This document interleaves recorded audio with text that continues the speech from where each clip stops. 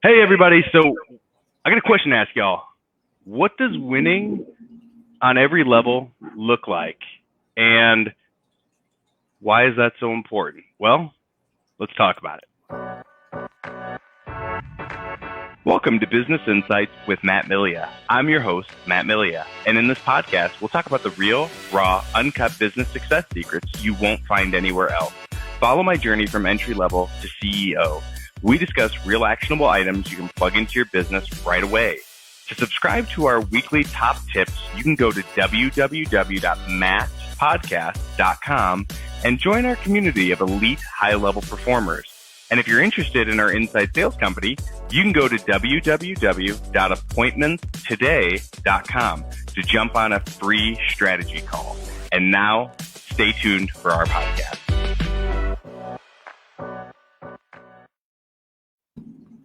All right. What's happening, everybody? So again, welcome to Business Insights with Matt Milia. And of course, if you like what you hear, subscribe, hit the like button, throw a comment in there, go to mattpodcast.com. Would love to help everyone here grow and better themselves. And I'm super excited because speaking of growth and bettering themselves, I have someone on here who I'm super pumped to introduce you to. His name is Brad Demint. Brad, what's going on, my man? What is up? Thanks for having me on, Matt. Absolutely. I appreciate you taking the time here. And I wanted to really go back to that question that I asked. For you, let's just get right into it. What does winning on every level look like for you? Man, winning on every level. So I think that's an important question to ask. And I love that question because, winning on every level, where does it stop, right? Because you want to win in your business life, your personal life, really every area of your life. And I like to say, if you win the day, you win the month, you win your life, and then you're going to do a lot more than win, right? And one of the reasons why I say that is because, life's about winning. And then when you start winning, it becomes more than just about winning. And I know that's a little bit of a tongue twister, right? But the reason why I like to say that is because it makes you think. And, I think that one of the biggest things with winning is not stopping. Keep going, keep growing every single day because there's always something else you can win. The minute you get satisfied in anything, in your business life, your personal life, whatever it is, the minute you get satisfied and you stop winning is when you start losing. So I think that winning in every area is the constant growth. It's the constant, what's the next level for you? And I think that's what it means to win in every area of your life. I love it. And I feel like one of the most important things as well is knowing the roadmap and the journey. And even though you can't plot every turn, you really don't know exactly what the course is going to look like. But for someone who is such a young, aspiring entrepreneur like yourself, I mean, where's that drive come from? Man, where does that drive come from? It's really having a bigger vision and massive goals. So, I know not a lot of you probably know me. I didn't really introduce myself too much, but, I'm 21 years old. Now. Yeah, I'm 21 years old. And, I really got into personal development at a young age. It's really, my parents being the greatest people, really teaching me a lot of things and all the people around me my whole life. And, one of the things is that I was constantly learning personal development, constantly looking for ways to get better. And I think that's kind of where that drive came from as I started to really think where do I see myself 10 years from now, 20 years down the line? And I think that that's how you have a drive. I spoke about this the other day. And one of the things that I talked about, so I'm a real estate title guy, and I'm also a speaker. And I was talking about how before I got in the title business, I was doing the same thing every day. I was working at a phone store. I was doing the same thing every day, and I was getting burnt out because my goals weren't inspiring enough. I thought I was thinking big, but I wasn't thinking as big as I am now.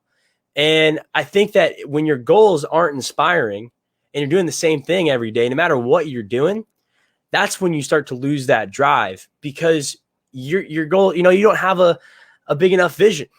I talk about being a billionaire and how I'm going to become a billionaire one day. And I'm not a millionaire yet. Okay. I'll be completely honest with everybody listening to this. I'm not a millionaire yet. But the thing is, the reason why I think billion is because when I know, and there's no doubt in my mind that I'll be a millionaire one day. I don't even know exactly when it'll happen, but I know it'll happen. And I know that if I don't focus on becoming a billionaire, when I'm a millionaire, I'm going to get satisfied and I'm going to start chilling. Right. And I think that that's the biggest thing. That's how you keep having a drive, is you have a bigger vision, massive goals. Now, set the small goals along the way, have like the smaller wins, but have massive goals, and you have to take massive action. I love that. So like, how do you stay focused? I mean, 21 years old, you live in St. Pete, you live in probably one of the most fun places in, I would say, arguably the USA. So how do you do that? I mean, how do you stay committed? How do you stay focused? What do you do? Like, what's kind of a day in the life of Brad Demint? What does that look like? I'm always looking for, really what's going to help me grow that day. And I know I talked about that a little bit earlier, but, I think that obviously you got to have fun. I'm big on having fun. If you work for the fun, not just always going at, just having fun all the time. There's a big difference between the art of fulfillment and the science of achievement. Tony Robbins teaches that. You have to have a little bit of both though. If you're just focused on achieving every second and you're not having any fulfillment, that's another way to burn yourself out. If you're not, if you're only focused on being fulfilled, and you're not achieving anything, well, it's the same type of thing. So I think the way I stay focused is I'm always putting myself in situations around people that are going to help me grow, being surrounded with like-minded people that have similar visions as me. Maybe not the same vision, because you want to kind of, be around different people. You want to be around people that, you can learn from, and having an always learning mentality. I think that's how I really stay focused. I never think that I know, there's so many things that I don't know, right? I don't think I know everything. And I think that's another huge thing, is that I go in, and with good intentions, right? I never want to walk in a room. People are like, oh, that's Brad Demint, he's somebody that knows more than everybody else. Cause I want to walk into rooms with people that are doing things way bigger than me. Some of the people that I've connected with in the last couple of years, and even the last year, there's people that are really doing some big things in the world. And, some of the guests I've had on my podcast, some of the people that I've met in person. I mean, I met a billionaire, right? So many people think that's such an unachievable goal. And I understand not everyone in the world wants to become a billionaire. Okay. But, when you like really look at it and realize that those things are possible, and you surround yourself with people that are doing the things you want to accomplish, I think that's how you stay focused. I might live in St. Pete, which is the greatest place in Florida. I don't think I'm ever going to leave St. Pete, because I love it here. Because why would I leave this place? Because, I live in paradise. If I wanted to, I would go to the beach every single day, right? I could go to the beach every single day, but I don't want to, because I have a lot of discipline. And the way to really achieve success is with discipline. I have a lot of discipline. I think that's another way I stay focused too. I love that. And I mean, for someone that's so young, a lot of times, like, so I'm a millennial. I think you would be Gen Z. I'm a Gen Z. Yeah, I'm a Gen Z. Okay. So we both have, when it comes to people grouping it down to, you're millennial, you're Gen Z, there's no work ethic, or, they have these preconceived notions of, you just want to, take the easy road. And for me, I mean, I've always done things the hard way, just how I learned. So talk a little bit about, for you, what does it look like to kind of redefine what the Gen Z supposed model is supposed to look like, and how do you deal with people's just preconceived expectations they put on you? It's funny you say that, because a lot of people are lazy. Whether and a lot of people they look at millennials, they look at Gen Zs, and that is true in a lot of cases. Okay, that is true. There's a lot of lazy people out there. But it also gives the people that don't, listen to what people say we should do an advantage, because so true. That's just a label that somebody else is putting on you. That all Gen Z and millennials are lazy and they're not winning, right? And I'll tell you what, I mean, we all have so much opportunity in the world. There's so much opportunity to win. That's why I'm so big on winning, because like it's so, I wouldn't say it's easy to win, but when other people are being average, if you take a lot of action, you can be great at anything in life. So I would say when it comes to that, like, how do I deal with that? I don't listen to what those people say because, I'm the kind of guy that I'm going to take action. I'm going to chase my dreams no matter what people tell me.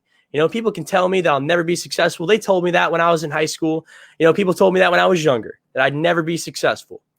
And, another thing is that I also, I've succeeded at many things, but I don't consider myself successful yet because I always am looking for the next level. Even when I've reached massive success, I'm always going to keep reaching for the next level because the most successful people in the world always have that next level to reach, that next thing to win. So I think that's a huge thing when it comes to like what people say about, you're never too young, you're never too old. People got to destroy these limiting beliefs that are destroying them. Yep. And the biggest way to figure it out is to figure out what those limiting beliefs are. The first podcast I ever did was about destroying limiting beliefs. And when I was 17 years old, when I got into personal development, I went to a Tony Robbins event, I walked on fire. And it's a big thing Tony teaches, get rid of limiting beliefs. And I figured out that my limiting beliefs, I thought I was too young and I thought I wasn't smart enough. I didn't go to college. I didn't want to. I made the decision not to go. And a lot of people, they think because they go to college, they're going to be smart. And I'm not telling anybody not to go to college. Let's listen to this right now. If you're in college right now, but it's not the route for everyone, and that doesn't make you smarter because you have a college degree. And I think that was one of the things that I really focused. I was like, I got rid of those limiting beliefs. I'm not too young. I'm not dumb, right? I might not know everything. I'll be honest with you because there's some things I don't know anything about. But there's a lot of things that I know that not the average person knows because I'm constantly learning. I'm constantly seeking new information. And I think that's a huge thing to do. You're so right. And I mean, it's funny you brought up college because college, not that there's anything wrong with it, but they try to, like with school, for example, they want to put you in a box. They want to say, well, this is the box, this is the confines, this is where you live, this is where you play, this is how you think. And that mental model, in a lot of cases, sets you up for absolute failure. And I don't mean the failure where you learn from the failure. I mean, it's just the mental model doesn't always get you to that other side. And not in all situations. I mean, if you're going to specialize in something, absolutely. But I'm one of those people where I look at the best thing you can do is surround yourself with the right people. And someone that's 21 years old, I mean, obviously you've surrounded yourself with the right people. Who would you recommend that people should follow if they want to, better themselves, level up, do a little better with their career, their health, however they show up? Who should they be following? I would say find somebody that you want to be like, not necessarily you want to be them, but I would say somebody that's doing something you want to do. Like for me personally, I listen to a lot of Grant Cardone. I listen to a lot of Tony Robbins. I listened to, and I met Grant Cardone at 10X Growth Conference, which was great. We didn't really have a conversation. We were like in a club with 50 Cent. It was awesome. But there's people like that for me. There's also people that maybe people don't even know that are like personal mentors of mine that are doing things I want to do. So I would say, it's not always the most famous people. It's just people that are really doing what you want to do, and you got to do it your own way. I don't want to be Grant Cardone. I don't want to be Tony Robbins. I want to be Brad Demint. And I think that that's the biggest thing is don't try to be these people, but learn because success leaves clues. So I would say that's the biggest thing is look into what you want to accomplish because not everyone wants to do what Brad Demint is doing. Not everyone wants to do what you're doing. I think that it's very personal to what you want to accomplish. And if someone's doing that, don't try to reinvent the wheel, but do it your own way, And I think that's the biggest thing. I feel like I'm missing the microphone right there. Success leaves clues. That's huge. You're absolutely right. It's so vital. For everyone that's watching, by the way, go to braddemint.com if you want to talk to Brad, get to know him a little bit. Brad has an amazing title company. And Brad, we talked a little bit about this yesterday. Tell everybody a little bit about Greenleaf. What is it that you feel like separates Greenleaf from, some of the other companies out there as far as title goes? Yeah, I mean, I could say because it has, me and my team, But if you don't know who me and my team are, that doesn't mean much, right? I could say that we do the VIP limo closings, or we don't charge anything else for the mobile closings. But I think the biggest thing is, not every title company is going to be perfect, right? Anybody that tells you that's lying. There's always going to be things that happen, especially with title and especially in real estate. But one of the biggest things with Greenleaf is, we have a team of people that are always looking to grow and are always looking to help people. And, one of the biggest things I say is, if you help people win, you win. I'm the kind of guy that is always out there looking to connect people with each other, looking to send people referrals, looking to help people win in any area, whether that's in business or just life, And one of the things with the title company is, like, I'm the kind of guy that you can call when the office isn't even open, because, and if I don't answer right away, I'll get back with you. And I'm the kind of guy that always figures out answers. So I would say, not to like hard sell on Greenleaf or anything while I'm on this podcast, but if you are in the real estate business or the mortgage business, or even if you're selling your house personally, it's, and if most people don't even know anybody in the title industry. And I think that's one thing that I've really focused on doing is, letting people know what I do and why you need a title company. And, I go around and speak at real estate offices, mortgage companies, and, but I don't talk about title all the time, because who wants to listen to that? Who's going to want to listen to somebody go in there and talk about lien searches and, title fees, right? But I mean, somebody might want to hear that, but that it might not be the most interesting thing. So I go in and I talk about personal development. I talk about how to win in every area of your life. I talk about, how to destroy these limiting beliefs, figuring out your why, figuring out, how to be the best version of yourself. So, also, if you're in any office or, any, real estate, mortgage, or just any business that you're in, if you want me to come up and fire up your team, and help people, that's another thing that I do. So, I just love helping people. It's a big thing for me. It's a big thing to, I like to figure out what helps people win, because that's how we're all going to win at the end. So, that's a big thing for me. So true. And you just had a speaking event, I believe, in Naples not too long ago. And then I know you're working on some other stuff. And then there's another event coming up here soon in May. So it's exciting. There's a lot of great stuff happening with a lot of great leaders and a lot of good energy. So I love it. It's awesome.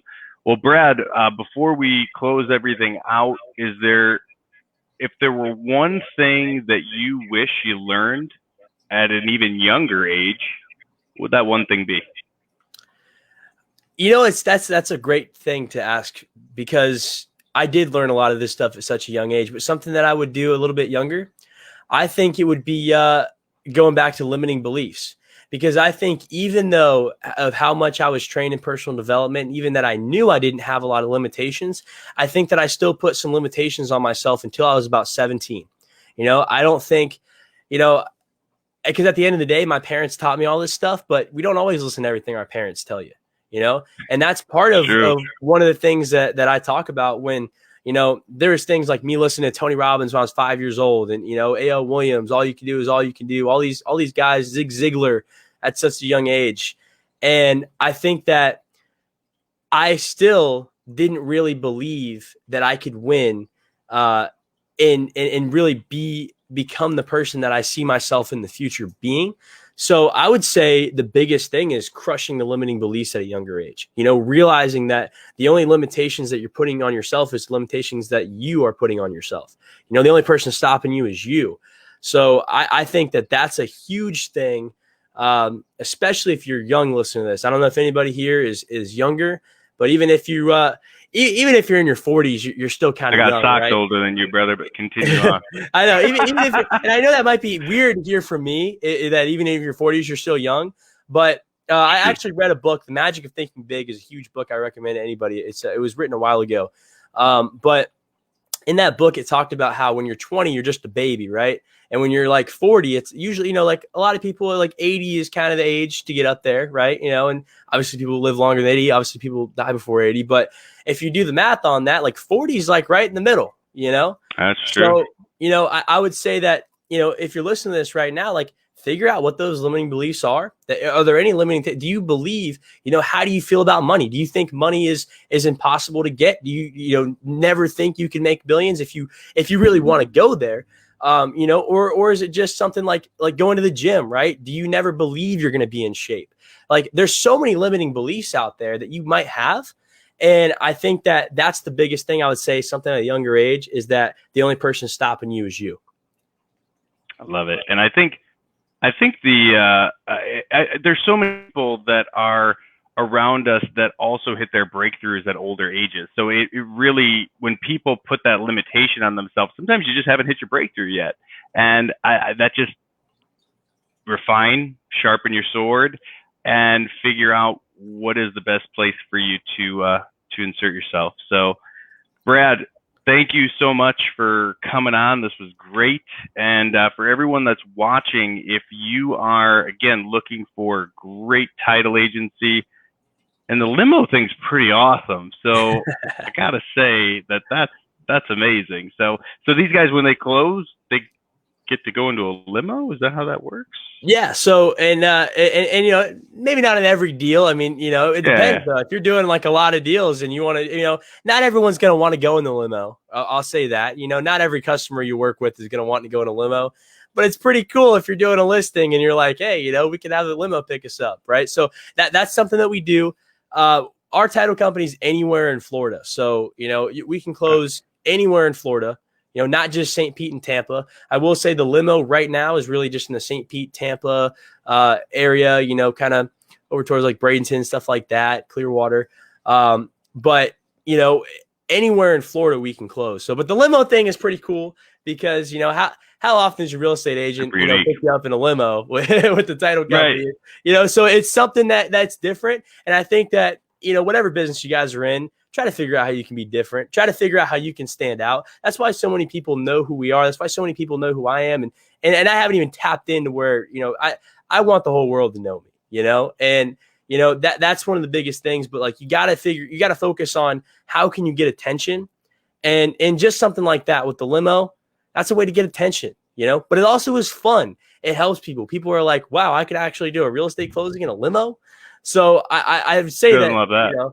Who doesn't love that? So figure out a way to get attention, and that's a great way to get attention. And just have fun with what you do.